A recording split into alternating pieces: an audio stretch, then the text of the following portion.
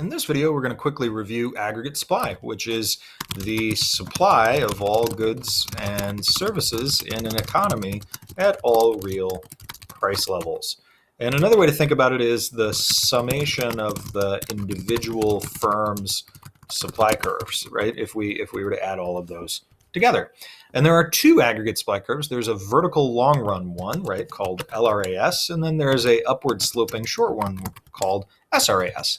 And it's vertical in the long run because in the long run, the price levels do not affect the capacity of output, right? Think about it like that. That's like that if you consider it this way, prices are neutral to the amount of machinery, labor, and the productivity of your resources. Like even if the prices are really low, you still have the same amount of machinery, labor, and productivity. Even if you have really high prices, in the long run, your capacity is basically the same.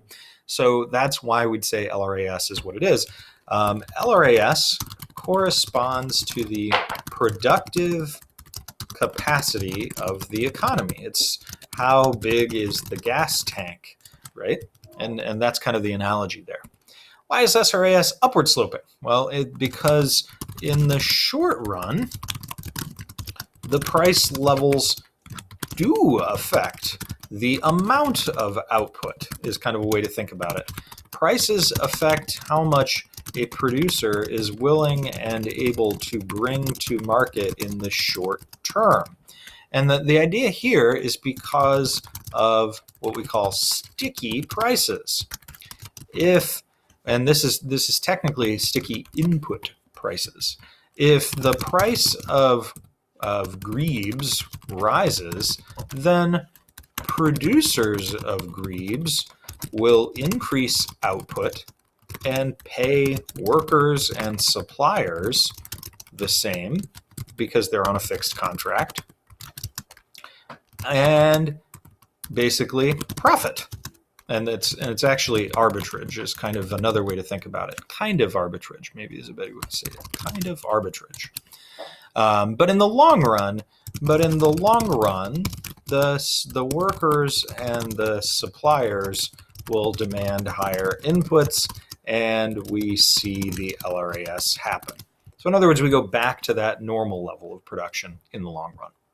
What are the components of AS? Well, we've got I, R, A, P, and this is a lowercase I to distinguish it from the uppercase I that is investment spending. So IRAP, and that one I got from Jacob Clifford, so I'm going to put a little bug here, ACDC Econ Jacob Clifford. Check that one out. Inflationary expectations would be when consumers and producers expect higher prices in the future, they will, and we just say expect higher prices because and price levels, they will demand increased pay today. So how does that affect it? Well, if they demand a higher wage, or, right, and maybe we could say, and a higher input price, then that decreases the amount of good that you're able to produce at any given price level. So it decreases SRAS. Examples of resource prices would be thinking about wages for workers, okay, the payments for supplies, so that could be electricity, could be oil, gasoline, water prices, right? There's a ton of things that would be resources for production. Any input, really.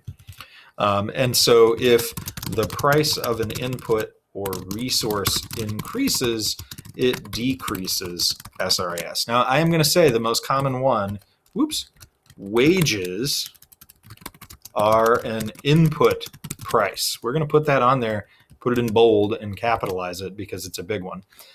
It does not affect, like if we said that wages are rising, that's going to be an effect for aggregate supply. do not go down the road of wages are rising, therefore what happens to the aggregate demand side. It's almost always going to be a resource price side.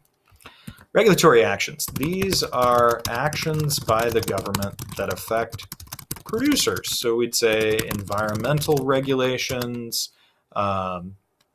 pollution controls, right? Carbon tax, that sort of thing. Carbon taxes, lots of that kind of stuff. Labor laws, things that make it more expensive to produce. If there are more regulations, it's more expensive to produce, so SRAS is decreased. It's another way to think about it. So, and this is a real phenomenon, right? If we talk about the European Union for a moment, they have more regulations, and so it's more expensive to produce in the EU than it is in many other developed Western countries. What are examples of productivity changes? So technological improvements, worker training programs, that kind of thing. And we'd say if there is more productivity, then SRAS increases. And I'm just going to put here next to these also could be long run. So the wrap could be long run. Typically, we don't say that the inflationary expectations are long run because it's inherently a short run phenomena to expect something. But if they have a permanent regulatory action change or a permanent productivity change, permanent resource price change, that can affect LRAS as well. So hopefully this helps you make sense of aggregate supply.